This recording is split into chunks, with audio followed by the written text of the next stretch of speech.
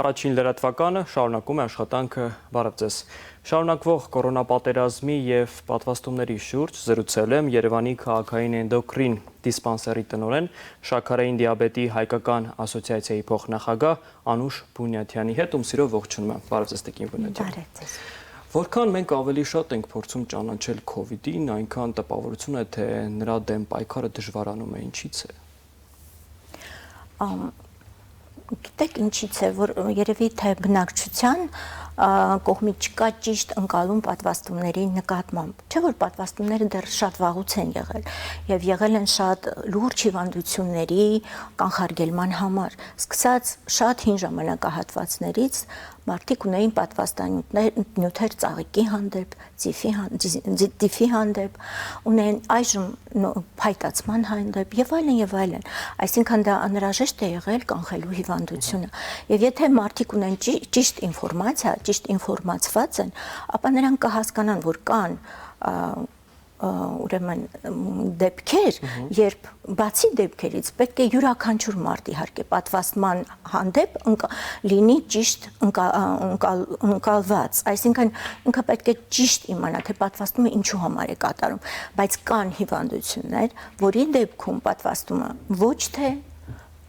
այս դիլեմայը անել թե չանել, այլ անհրաժեշտություն է։ Քանի որ խոսեցինք պատվաստումից, հասկանանք որն է այն ռիսկային խումբը, որին հակացուցված է պատվաստվել, եւ որոնք են այն մարդիկ, որոնք գտնվում են COVID-ի ռիսկային խմբում, որոնց պետք է պարտադիր է պատվաստվել, խնդրեմ։ Սկսենք պարտադիրից, բոլոր այն հիվանդները, այն մարդիկ, որոնք ունեն քրոնիկ հիվանդություններ, սիրտ անոթային հիվանդություններ, այսօր դա քրոնիկ էլի հիվանդություն է, դիաբետ, վահանագեղձի հիվանդություններ, որոնք ոչ ինֆեկցիոն, բայց քրոնիկ հիվանդություններ են, օնկոլոգիական հիվանդություններ եւ այլն, որոնք քրոնիկ են։ Այս հիվանդությունների դեմ անպայման պատվաստումը անհրաժեշտ է, որովհետև այս մարդիկ գտնվում են ռիսկի խմբի մեջ։ Եվ եթե վերցնենք օրինակ COVID-ի եւ դիաբետի հարաբերակցությունը եւ ռիսկային խմբերի եւ մահացության, մենք տեսանք, որ այն մարդիկ, որոնք ունեն դիաբետ, այստեղ եւ տիպ 1-ի մասին է խոսքը, եւ բայց մասնավորապես, այո, տիպ 2 դիաբետի մասին է, որտեղ տիպ 2 դիաբետը դա նյութափոխանակության խանգարում է, որտեղ մենք ունենք մուլտիօրգանային, այսինքն շատ օրգանների փոփոխություններ։ Մենք ունենք անոթների փոփոխություն։ Իսկ ինչ է լինում COVID-ի ժամանակ, ախտահարվում են բոլոր անոթները, ախտահարվում են թոքային հյուսվածքը իր ալվեոլներով, այնտեղ որտեղ կա օրգան, այնտեղ կա կարճ ասենք մակրո եւ միկրո անոթներ եւ ախտահարվում են բոլոր այդ անոթները COVID-ի ժամանակ, բայց դիաբետով հիվանդը արդեն ունի դա։ Նրա մոտ անոթային համակարգը, սիրտ անոթային հիվանդությունները առաջնակի տեղում են գրավում եւ այսօր դիաբետից մահանում են ինչից առաջնահերթ սիրտ անոթային հիվանդություններից, իսկ մենք արդեն COVID-ի ժամանակ ինչ ունենք սիրտ անոթային անբավարարություն, որը հետագայում արդեն թոքային այդ շնչական խնդիրներ է առաջացնում, չէ, եւ ոչ միայն այնց ալվեոլը, որ արդեն ախտահարվում է, դա մեծ խնդիր է, եւ ինչ ունենք նաեւ կոագուլոգրամայի բարձրացում, այսինքն արյան խտությունն է բարձրանում, որտեղ ունենք լյարդի ախտահարում, ունենք ներվային համակարգի ախտահարում, սրանք բոլորը արդեն ունի դիաբետով հիվանդը, իսկ եթե ինքը հիվանդանա COVID-ով, COVID-ը այս բոլոր սիմպտոմները պետք է ավելի արագացնի եւ խորացնի։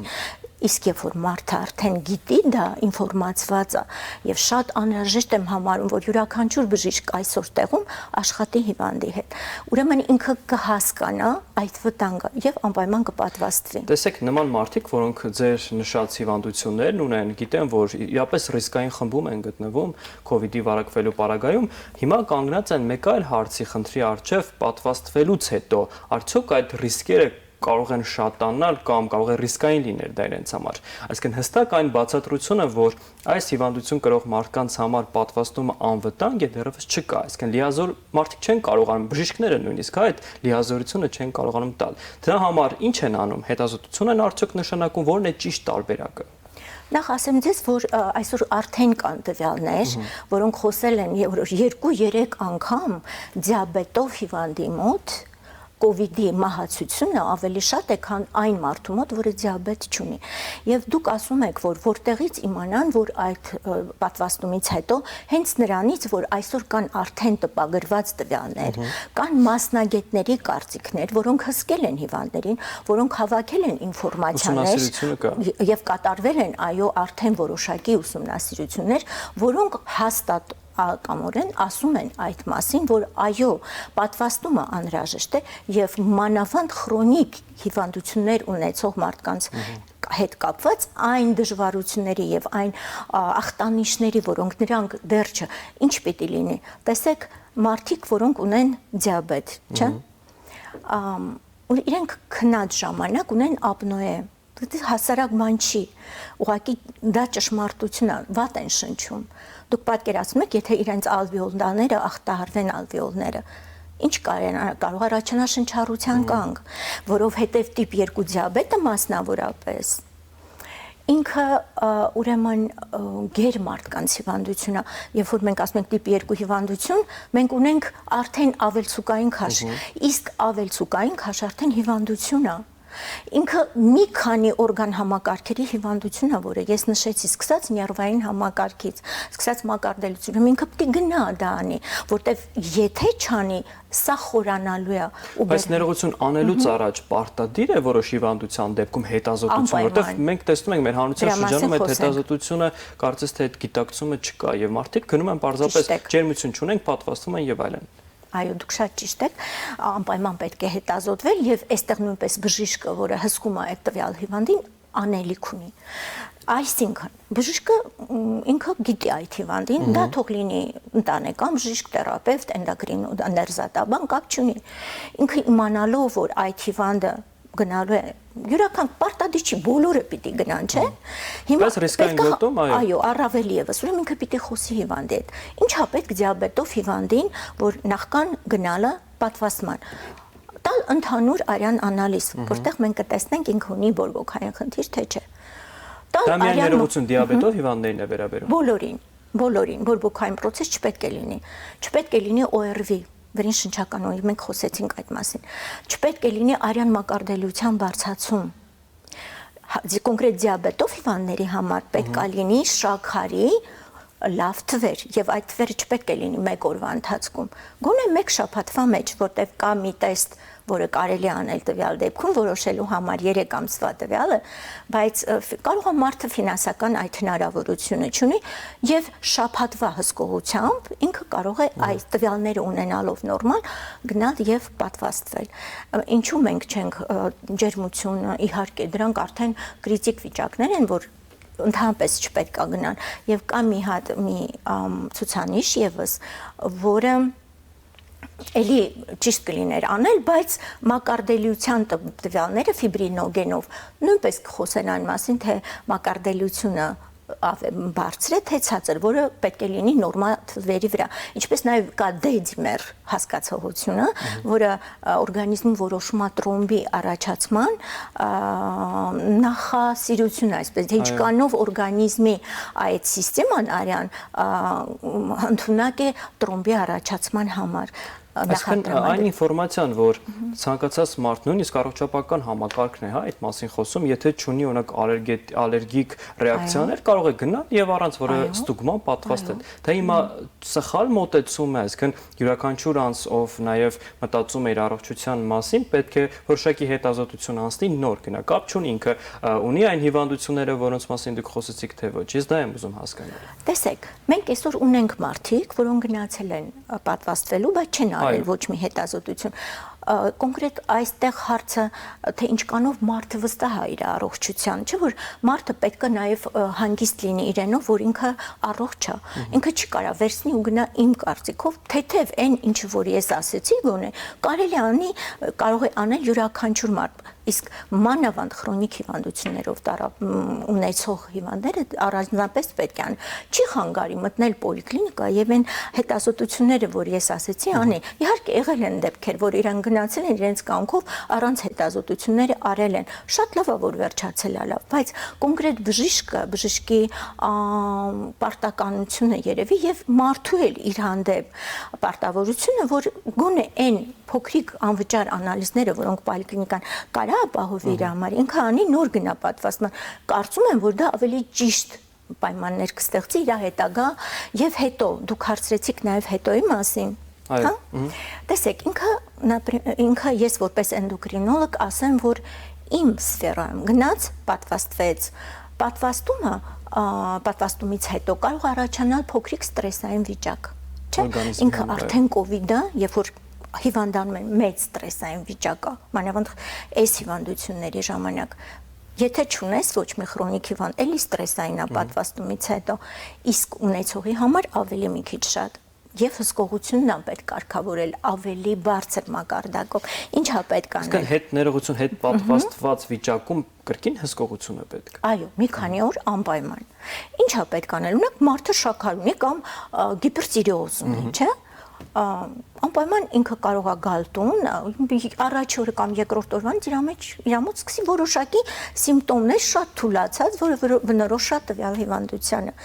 բայց շաքարը կարող է բարձր լինել, ասենք շաքարային դիաբետով հիվանդերի մոտ, ինչ պետք է այնքանի, անպայման ավելի հսկի իր շաքարը։ Եթե առաջ չափում էր օրը մեջ կամ մարդիկ կան, որ շատ անտարբեր են, ասեմ ձեզ,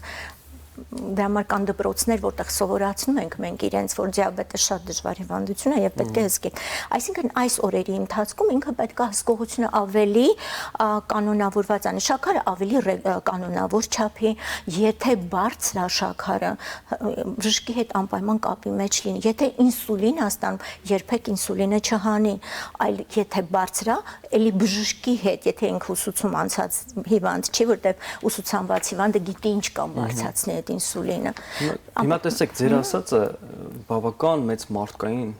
հա, բժշկական համակարգի տեսանկյունից մարդկային ռեսուրսի մասին է խոսում, որ գիտեք, ինչքան շատ են վարակվածներ, ինչքան շատ են խնդիրներ ունեցող մարդիկ, որոնց այդ բժիշկներն աշխատում են։ Այսինքն եւ կա այստեղ մարդկային ռեսուրսի խնդիր։ Մեր առողջապահական համակարգը այս 2 տարվա այս աշխատանքից հետո չի հյուծվել, որպեսզի կարողանա, հա, նույն ձև ամեն մի պացիենտի հետ առանձին աշխատել, ցույց տալ, ասել եւ այլն։ Ինչ իրավիճակ է, ընդհանրապես դուք չեք հոգնել։ Ոչ, գիտեք ինչ հարցը, բժիշկները այնքան համբերություն ունեն։ Դա իրանց առանձնահատկությունն է, ես կարող եմ ասել, եւ այն ինչը որ այսօր ես ասեցի, որ պետք է անի հիվանդը, դա նաեւ հիվանդի համար շատ կարեւոր մի, գիտեք, գործ է, որ ինքը իր համար պետք է անի, շատ բան չի ստեղ, ոչ էլ ֆինանսական տեսակետից մենք արդեն խոսեցինք, դա մեծ պոլիկլինիկան ինքը անում է, ընդամենը 3 անալիզ է ստեղ կամ եթե մարդը հնարավորություն ունի անելու, ասենք խորացված, որի մասին ես նույնպես ասացի դեյդիմերը կամ ինչու չանի, չէ՞ որ մենք այլ տեղերում շատ գումար ենք ծախսում, թեկուզ այն մարդիկ, որոնք ֆինանսավոր, դա մեր գործը չի, բայց ստեղ կա այն գործոնը, որ դա պետք է լինի մարդու համար, պետք է մարդը իր առողջության համար նույնպես մտահոգ լինի, պոլիկլինիկան դա կանի, առաջնային օղակները դա կանեն, խնդիր չի, բժիշկները միշտ չեն զլանում, մենք աշխատում, օրինակ քաղաքային էնդոկրին դիսպանսերում այդտեղ դպրոցներ կան, մենք դա սովորեցնում ենք իրենք գիտեն ինչ կան բարձրացավ, ինչ կան անել, եւ չի զլանում, կարծում եմ ոչ մի բժիշկ այսօր աշխատելու իրենց համար, այդպես է ստացվել, որ մենք ոնց որ թե շատ դիմակայուն սֆերա ենք եւ ամեն ինչ անում ենք, այդպես է մեծ մաս դեպքերում, իսկ հիվանդի կողմից նույնպես հետաքրքրություն է պետք իր անձի հանդեպ։ Միայն բժիշկը չէ որ պետք է աշխատի։ Տեսեք քրոնիկ հիվանդներին մենք սովորեցնում ենք ինչպես աշխատել իրենց հետ եւ ինչպես հսկել իրենց առողջությունը, որտեղ քրոնիկ հիվանդության ժամանակ բժիշկը միշտ չի որ իր հետ է, ինքը պետք է տիպիկ այնքան ուսուցանված լինի, որ իմանա, քանի միավոր ինսուլին բարձրացրեց, ինչը պիտի տվյալ պահին խմի, ինչը չպիտի խմի, հանի այդ դեղորայքը թե չէ, անհրաժեշտության դեպքում իհարկե կապնվի բժշկի հետ 2 րոպե, 3 րոպե խոսել ինձ թվում է։ Հիմա տեսեք, այնպես իրավիճակ է ստեղծվել, որ պետությունը կարողանում է անվճար տրամադրել պատվաստանյութը, փառք Աստծո, 5 պատվաստանյութ Հայաստանում կա, կարծես թե պակասել չենք զգում, ստանում ենք ամեն օր, մարդիկ չեն գնում պատվաստելու, ինչու՞։ մենք եկանք էլի սկզբից, որովհետև մարդկանց հետ պետք է աշխատել, ինֆորմացնել, ասել, որ գիտեք ինչ, եթե դուք հիվանդանաք, դուք կարող եք շատ անգամ ավելի ծանր տանել հիվանդությունը եւ դրա հետևանքով առաջացած բարդությունները կարող են շատ ավելի երկար տևել վերականգնողական շրջանը այն մարդկանց մոտ, որոնք պատվաստում չեն արել, հա, բայց կովիդ են հիվանդացել շատ ու շատ էվում, չէ՞ որ օրգանիզմը կովիդից հետո կարիք ունի վերականգնվելու, այսինքն մոտավորապես վերադարձնելու են ինչը որ իր մոտ այսպես կոպիտ ասած վնասված է, իսկ այն մարդիկ, որոնք չեն պատվաստված, դա ես չեմ ասում, դա արդեն 3 տարվա կամ 2.5 տարվա այն հետազոտություններն են գլխավոր մասնագետների, տարբեր երկրների եւ տարբեր երկրների այո հետազոտությունները հիվանդների հետ կլինիկական հետազոտությունները ինչ որ ունենք այսօր ճիշտ է այս ընթացքում բանը մենք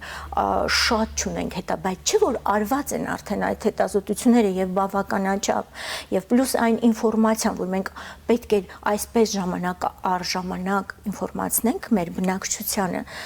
երևի թե այդ վախերը եւ ճիշտ մոտեցումը կվերականգնվի այս հարցի նկատմամբ Բացի վախերը դուք գիտեք նաեւ հակակարողություն կա ուժեղ հա պատվաստումների դեմ օրինակ շատ են ասում բժիշկները որ 90-ական թվականներին երբ որ կրկին հա այսպիսի խնդիրներ կար բայց չկար համացանցի այդ ակտիվությունը մարդիկ բավական լավ արագ կերպով արձագանքում էին պատվաստվում էին եւ հաղթահարում էր պետությունը այդ հիվանդությունը այսպես ձևակերպեմ հիմա համացանցը կարծես թե խառնում է բոլորին եւ այդ հակակարողությունը այնքան շատ է նույնիսկ որոշ բժիշկների շրջանում Դա միշտ ա եղել, գիտեք, միշտ երբ որ պատվաստանյութ է, ես կարդացել եմ այդ մասին, ես այդ ժամանակ չեմ ապրել, բայց կարդացել եմ, որ երբ որ ծաղիկի դեմ պատվաստում ա եղել ժամանակին, մարդիկ շատ սարսափել են այդ պատվաստանյութից եւ մտածել են այդպիսի բան ա տարածված եղել, որ մարդկանց մոտ կաճի բաներ, եղջյուրներ, կոտոշներ եւ մարդիկ փախել ու վախեցել են դրանից, բայց չէ որ մի շարք հիվանդություններ, սկսած օրինակ փայտացումից, այսօր արդեն C եւ գեպատիտը, B գեպատիտը, դրանք պատվաստման միջոցով են, չէ՞, փայտացումը, կարմրուկը, հիշում եք մենք ինչ լավ տվյալներ ունեցան կարմրուկի եւ այլն, այսինքն պետք չի այդքան վախենալ այն նյութերից, որոնք այսօր կոչվում են պատվաստանյութ։ Միգուցե մեզ մոտ երբ որ լսում են վատը ավելի շատ է անկալվում, այսինքն վատը այն իմաստով որ հակա քարոզչություն է գնում, միգուցե դա, բայց այսօր ճիշտն ասած ես չեմ լսել որ այդքան շատ գնա այդ արդեն մարդիկ հասկացան, տեսեք մահերի թիվը ինչքան շատացել է։ Նույնիսկ հերթեր կա հիմա Այո, պոլիկլինիկաներում տեղեկացված են։ Ռիսկերն են նաև պարունակում։ Հերթերը Այո։ Եթե ամեն ինչ կազմակերպված է, ինչ ռիսկի հետ կպետք է։ Ես կուզենամ նաև անդրադառնանք միֆերին, այն միֆերին, որոնք պատվաստանյութերի հետ կապված են ստեղծվել, նույն օրինակ բժշկական համակարգի ներկայացուցիչները հաճախ նաև խոսում են այն մասին, որ ընտրությունը այս պարագայում բժշկության մեջ այդքան էլ այդպես նախընտրելի չէ, երբ որ կան մի քանի տարբերակներ, մարդ չի կողմնորոշում որով։ Օրինակ գիտեք, մոդեռնայի դեպքում ասում են, սկզբում ասում էին սպասենք մոդեռնային, հիմա ասում են էֆեկտները շատ է, հա, բացական լինում հետ պատվաստման դեպքում տարբեր պատվաստանյութերի դեպքում տարբեր կարծիքներ կան նույնիսկ նաև ես հանդիպեցի մի դեպք որ ասում են օրինակ այդ սրվակի վրա գրած է փորձանմուշ ուրեմն սա օրիգինալը չէ եւ այլն կան որոշակի առանձնացված պատկերացումներ այս սա լավն է այս սա վատն է այս պատվաստանյութը ժողովրդի մեջ կա բժիշկները այդպես չեն գտնում պարզապես իրենք ազդեցության մեխանիզմով են տարբեր տեսեք մենք ունենք սպուտնիկը ինքը շատ կարճ ասեմ ինքը վերցված է ադենովիրուսից եւ այն կովիդի այն ստրուկտուրան որ կա սպիտակուցային ստրուկտուրան հա այսպես քլոր որ գծված է, այնտեղ սպիտակուցներ են ծայրերում։ Ինչ է անում կոնկրետ այդ վակցինան Սպուտնիկի, ադենովիրուսի վրա այդ սպիտակուցից են դնում, որը վիրուսի կազմվածքի մեջ է մտնում, կառուցվածքի։ Եւ մտցնում են օրգանիզմ, բջիջ, թուլացված ավելի շատ։ Եվ բջիջը ինչ է անում օրգանիզմը որպես արտադրում այո, հակամարմիններ, այո։ Եվ հետո այդ հակամարմինները արդեն աշխատում։ Մյուսը այլ ձևով աշխատում, բայց Մեխանիզմներն են նորից, տարբեր։ այո, ինքը բանն է, ոնց որ messenger-ը համարվում, եւ ինքը պատրաստի այդ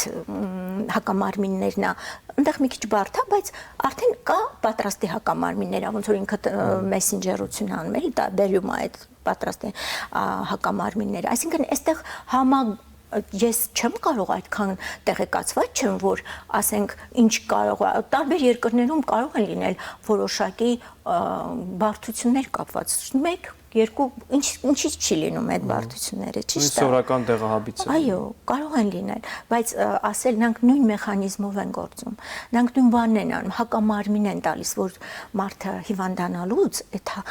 ճանաչի օրգանիզմը տվյալ ոնց որ դա անտիգեն է համարվում, ոնց որ տվյալ օտար նյութին եւ այն հակամարմինները արդեն ճանաչում են իրան ու սկսում են աշխատել իր դեմ։ Իսկ եթե օրգանիզմում արդեն իսկ կան հակամարմիններ, այսինքն անձը վարակվել է, ձեռք է բերել, այդ դեպքում խրախուսվում է պատվաստումը թե ոչ։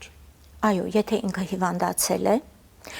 եւ հիվանդությունից անցել է որոշակի ժամանակահատված,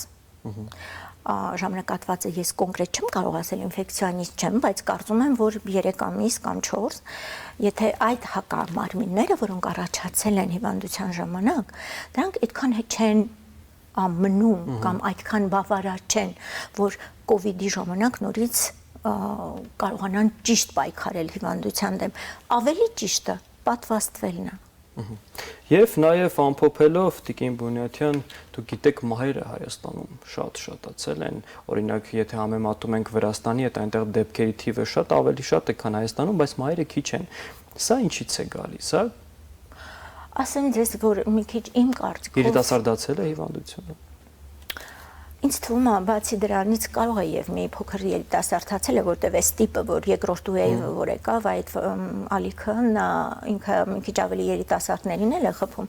բայց եկեք ճիշտն ասենք, մենք չենք սիրում ճիշտ վերաբերվել, մենք ինքներս մեզ հետ ես նոր մի քիչ առաջ ասացի, չէ՞ որ մենք առողջության տեսակետից պետք է առաջնահերթ մենք էլ հետաքրքրված լինենք, չէ՞ մեր առողջությամբ